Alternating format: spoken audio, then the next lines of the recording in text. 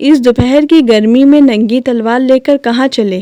اور جب اس آیت پر پہنچے آمنوا باللہ و رسولہ تو بالکل ہی بے قابو ہو گئے۔ لوگوں نے بتایا کہ حضرت عمر رضی اللہ تعالی عنہ مسلمان ہو گئے۔ بہن نے اٹھ کر دروازہ کھولا تو حضرت عمر رضی اللہ تعالی عنہ چلا کر بولے السلام علیکم ورحمۃ اللہ وبرکاتہ، الصلاۃ والسلام علیک یا رسول اللہ، بسم اللہ الرحمن الرحیم۔ دوستو، آج ہم آپ لوگوں کو حضرت عمر رضی اللہ تعالی عنہ کا اسلام قبول کرنے کا واقعہ بتائیں گے۔ حضرت حمزہ رضی اللہ تعالی عنہ کے اسلام لانے کے بعد تیسرے ہی دن حضرت عمر رضی اللہ تعالی عنہ بھی دولت اسلام سے مالا مال ہو گئے۔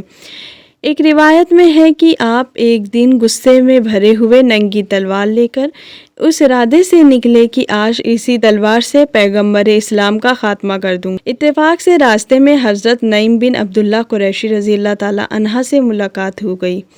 یہ مسلمان ہو چکے تھے، مگر حضرت عمر رضی اللہ تعالی عنہ کو ان کے اسلام لانے کی خبر نہیں تھی۔ حضرت نعیم بن عبداللہ رضی اللہ تعالی عنہ نے پوچھا کہ کیوں اے عمر، اس دوپہر کی گرمی میں ننگی تلوار لے کر کہاں چلے؟ کہنے لگے کہ آج بانی اسلام کا فیصلہ کرنے کے لیے گھر سے نکل پڑا ہوں۔ انہوں نے کہا کہ پہلے اپنے گھر کی خبر لو، تمہاری بہن فاطمہ بنت الخطاب، تمہارے بہنوئی سعد بن زید بھی تو مسلمان ہو گئے ہیں۔ یہ سن کر آپ بہن کے گھر پہنچے اور دروازہ کھٹکھٹایا۔ گھر کے اندر کچھ مسلمان قرآن پڑھ رہے تھے۔ حضرت عمر رضی اللہ تعالی عنہ کی آواز سن کر سب ڈر گئے اور قرآن کو چھوڑ کر ادھر ادھر چھپ گئے۔ بہن نے اٹھ کر دروازہ کھولا تو حضرت عمر رضی اللہ تعالی عنہ چلا کر بول پڑے اے اپنی جان کے دشمن، کیا تو بھی مسلمان ہو گئی ہے؟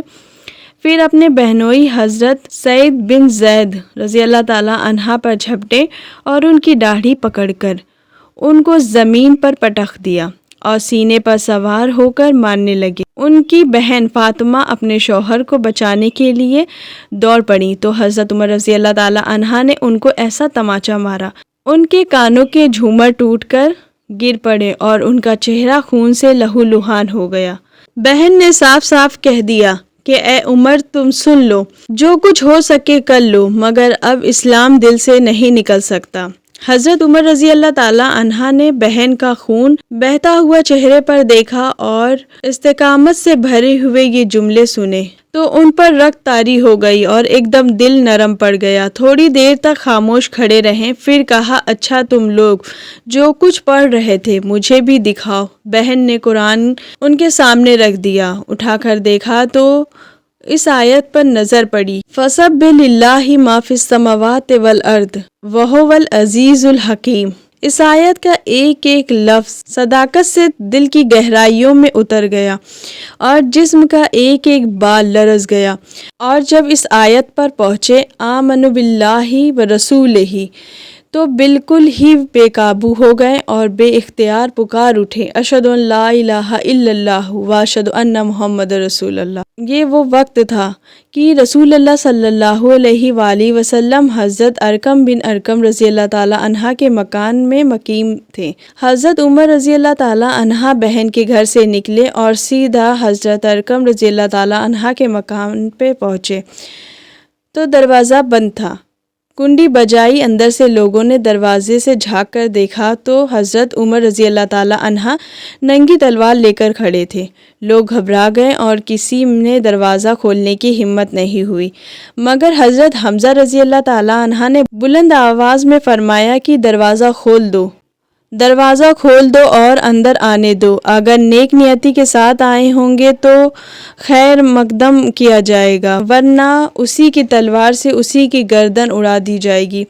حضرت عمر رضی اللہ تعالی عنہ نے قدم رکھا تو حضور صلی اللہ علیہ وآلہ وسلم نے خود آگے بڑھ کر حضرت عمر رضی اللہ تعالی عنہ کا بازو پکڑا اور فرمایا اے خطاب کے بیٹے، تو مسلمان ہو جا، آخر تو کب تک مجھ سے لڑتا رہے گا؟ حضرت عمر رضی اللہ تعالی عنہ نے با آواز بلند کلمہ پڑھا۔ رسول اللہ صلی اللہ علیہ وآلہ وسلم نے مارے خوشی کے نعرے تکبیر بلند فرمایا اور تمام حاضرین نے اس زور سے اللہ اکبر کا نعرہ لگایا کہ مکہ کی پہاڑیاں گونج اٹھیں۔ اور پھر حضرت عمر رضی اللہ تعالی عنہ کہنے لگے کہ یا رسول اللہ، یہ چھپ چھپ کر خدا کی عبادت کرنے کا کیا معنی؟ اٹھیں ہم کعبہ میں چل کر اعلانیہ خدا کی عبادت کریں گے۔ اور خدا کی قسم میں کفر کی حالت میں جن جن مجلسوں میں بیٹھ کر اسلام کی مخالفت کرتا رہا ہوں، میں ان تمام مجلس میں اپنے اسلام کا اعلان کر دوں گا۔ پھر حضور صلی اللہ علیہ وآلہ وسلم صحابہ کی جماعت کو لے کر 2 قطاروں میں روانہ ہوئے۔ ایک صف کے آگے حضرت حمزہ رضی اللہ تعالی عنہ چل رہے تھے، دوسری صف کے آگے حضرت عمر رضی اللہ تعالی عنہ۔